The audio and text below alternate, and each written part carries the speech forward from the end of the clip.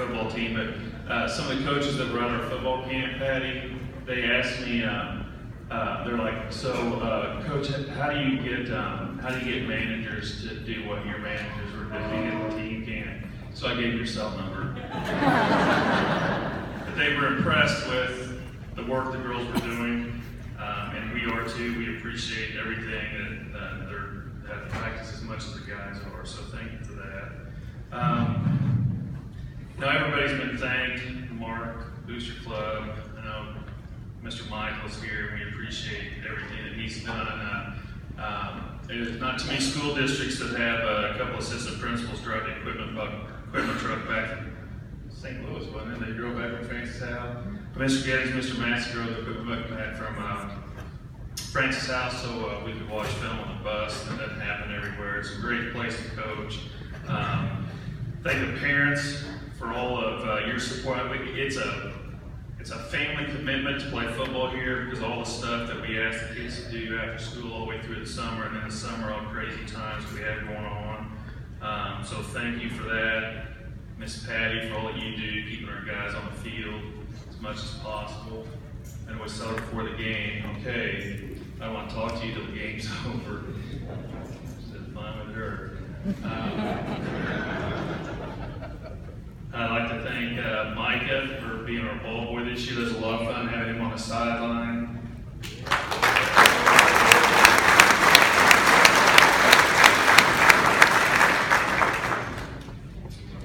Okay, so as you know, you've heard the guys talk about scout team players. Every week we pick 4 guys that had a good week on scout team and recognize them as impact captains, and then they get to go out with the senior captains and before games, lead the stretch. It's a huge responsibility because you've heard all the coaches say if we don't have a scout team, we can't prepare. It's a huge responsibility. Some guys take it really serious, and it helps them because they get a chance to get better. Like Coach Morney said, practicing against our ones.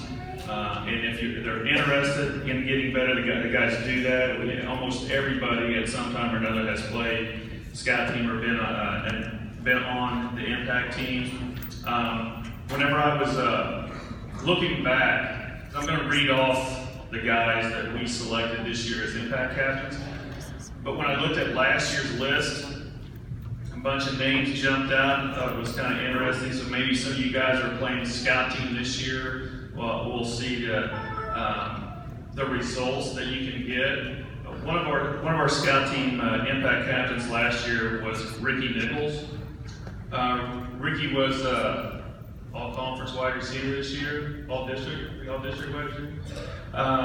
Savion, big impact in the state championship game. Perla, Camden Sprouse, Caleb Hutzel had a 61 or 63-yard touchdown run in the state championship game. Hunter Jenkins, all-conference, all-district player this year. And Josh Johnson was selected as an impact captain last year. He was an all-state offensive tackle. So don't take it light. It's important to us, and you can get just as much out of it as what you put into it. And those guys obviously paid off for them. But this year, these are the guys that were selected, and some of them were selected multiple times. So my call your name, please stand up. Alex Franklin, Marcus Vaughn, Jeff Schmedding, Keegan Stroud, Brody Parker, Jake Stevens, Max Mellers, Richard Venables, Sage Nelson, Ethan Swanigan, Corey Jackson, Miles Davis, Jake Elliott, Colton Robertson.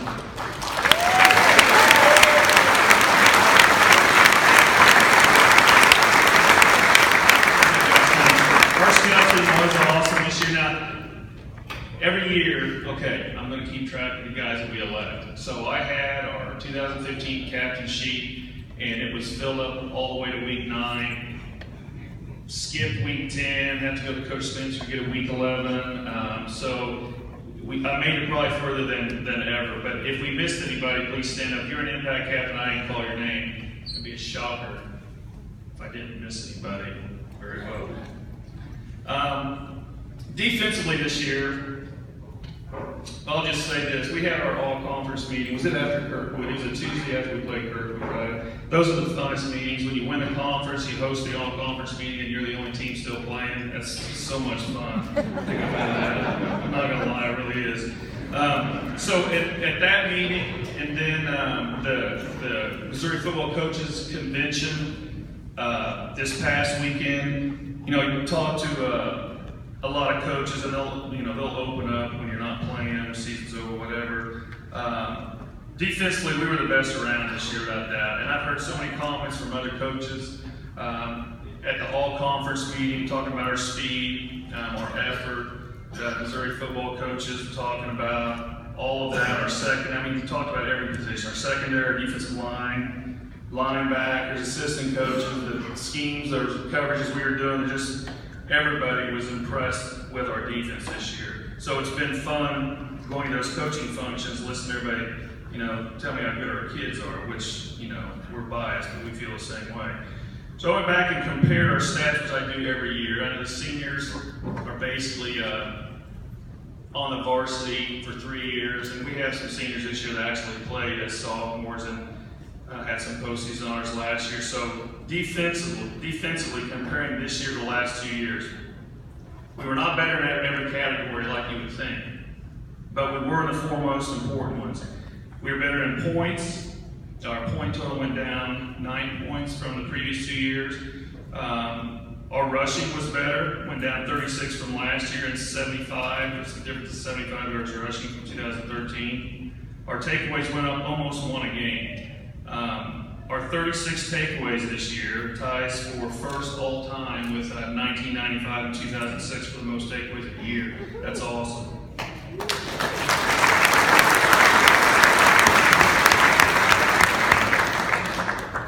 Oh, and we were first in wins over the last 2 years also.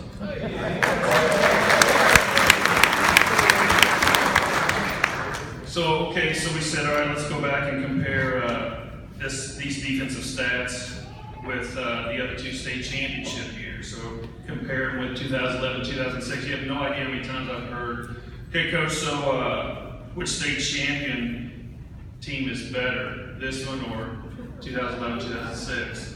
Well, first of all, why does it matter? No idea. I don't know how you do that. But go through and compare stats. So out of the 3 state champions, we were 3rd in points, gave up 16, and one of them gave up 10, one of them gave up, somewhere in between there. We were also 3rd in pass yards, we were 3rd in total yards, we were about even in rushing, it was 104, 105, 106. So that's pretty close. We're 2nd in takeaways per game, so we're in the middle of that. However, we were 1st in wins. We had 14, and nobody else has ever done that, so that record will stay for a long time. So basically, it doesn't really matter, right? The wins are what matter. But I will say this, okay? In 2006, the playoff run, the teams we played in the playoffs, won 75% of their games. You just look at their 3 playoff teams. 2011, they won 70% of their games. Our playoff run this year, the teams that we played in the playoffs won 87% of their games. So freakish good, and is way better than the other 2. So you have to take that into consideration. When you think about it, Jeff City lost 1, Francis Howard lost 9, Kirkwood had lost 1, and CBC had lost 9. So that's a heck of a run through the playoffs. So that was awesome.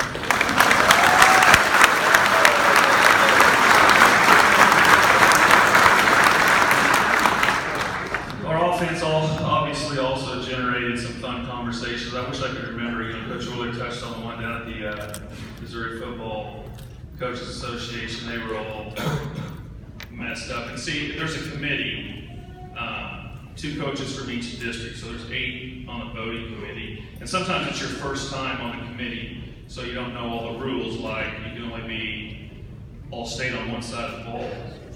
That's just how it is. They just want to recognize as many people as possible, so it can be all state on offense and defense. So one of them's like, well, can't we make an exception this year? Thinking that Adam should have been on both sides. Can't we just make an exception? You can't just do that. And which side is going to be player of the year on it? We just make it, we just do one play. You see Coach Daniel over there thinking, I'm not sure that should be so, So anyway, the same way with Francis Howe's coach telling me that and we're over there watching, and he pulled 6 and 1 out of the game. I'm thinking, okay, so here we go. And then he put 5 and 3 in. And I'm like, well, it really doesn't make any difference. That's what everybody thought of our secondary corners. It didn't matter who was in. We're playing pretty well. So that's cool to hear from somebody that are going to play every year. That came from Francis Howell. I think it's cool for you guys to know that we're not making stuff up when we're telling you about how deep we really were this year.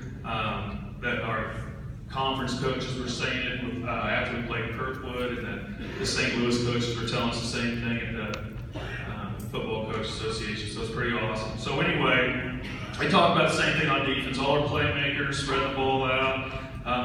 They thought our offense improved a lot over the season, and they were also impressed once again with our assistants. And by the way, we do have the best assistant coaches in the state of Missouri. I mean, it's hands down. I wish I could video, or not video, but record, not video, get in trouble, record some of the stuff that these other head coaches tell me about our staff, about the play calling in the state championship game, about all the schemes and stuff we're running on defense. They thought the first 3 plays of the second half, I think Coach King said, set up, clown suit, because it just made them look silly. And everybody would say, I couldn't figure out what you were doing, Adam, over there. Oh, okay. So anyway, I hear it all the time. Obviously, it makes my job a lot easier. You know, the biggest thing really for us is the relationship that gets built with the kids, and you can tell by listening to everybody talk. I don't remember which coach it was. It might have been Coach Michael, it might have been Coach Sumberg, but one of them, somebody was a freshman coach at this banquet, first one that they had ever been at. And after the banquet was